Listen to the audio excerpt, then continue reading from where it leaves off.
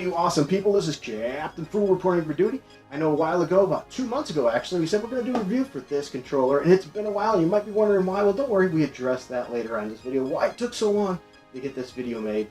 On top of that, why did we get this? Well, here's the deal. Little Frugal loves playing online games. He liked playing with his friends, especially during summer break, and he had this Power A controller. He loved it. He liked it a lot. It served him well, but all of a sudden it started getting stick drift. Now, I've been able to fix stick drift on the Joy-Cons, but I haven't been able to fix the stick drift on this. By the way, if you know how to do it on this controller, go ahead and let me know. It's more than just cleaning. I took it apart, I cleaned it, it still gets some drift. So there's something on there I have to figure out how to do on that controller. Now, you might have noticed I mentioned Frugal stick drift there, and he needed another controller, so you might have said, why didn't you use the Red Storm controller that you reviewed and gave such a high praise for? Well, if you watch the review on that, you'll see there was one reason why, and this clip will tell you exactly why. Unfortunately, you cannot plug a headset in the controller. So I couldn't plug in my headset for Fortnite, which was very sad. I wanted to use my headset for Fortnite.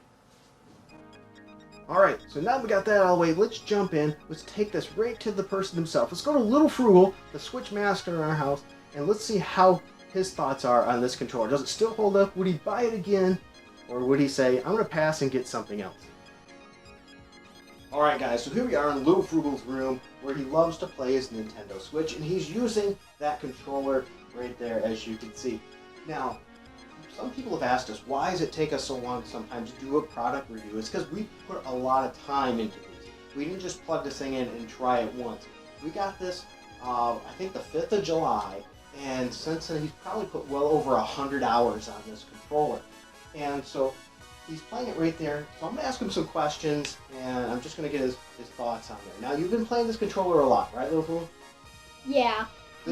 How does it feel in your hands? Is it a good size, a good comfort? Does it need work? Really good size and really comfortable. What about the button layout? The buttoning is really good. Okay.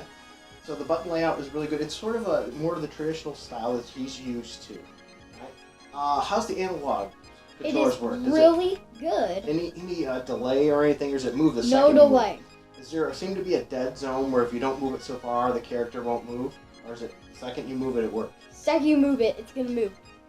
Alright guys, as you can see there, the controller is lit up. And notice it's changing colors. There are different modes that you can set this controller up for where it stays solid one color. It has no colors, no lights on it at all. But Little Frugal chose to pick the one where it cycles through all these awesome colors.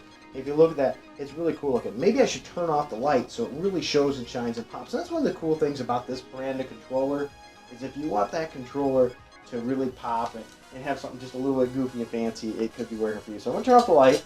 There we go. So now you can really see those colors pop on that controller there. I know that's what he likes about it. He couldn't decide on what color, right?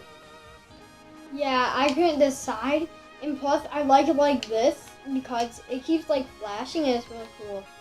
So, basically, I've been really enjoying this controller. And it's been a lot of fun using it.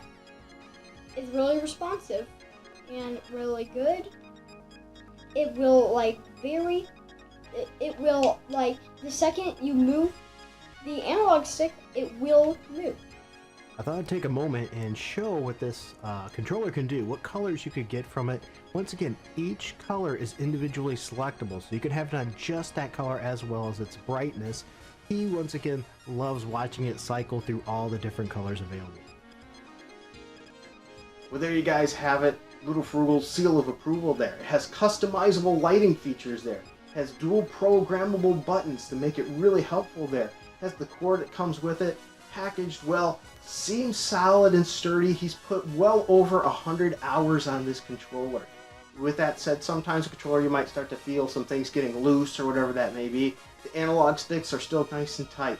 He said they're very responsive. They don't seem to have much for dead zones on there. Any issues with that? The button presses feel all great and responsive like they should. It doesn't feel like a cheap controller, because I know sometimes you get these third-party controllers and they feel cheap right out of the gate. Whereas this one, he was very, very happy with right from the start. And Little Frugal's played with a lot of different controllers. I messed around with it a little bit myself, but I don't have a lot to compare it with for Switch-wise, because I don't play a lot of Switch. I need to get more Switch. My wife says, hey, you need to buy a Switch. But overall, for a controller for around $24.99, you can maybe even get it a little bit less if you're careful.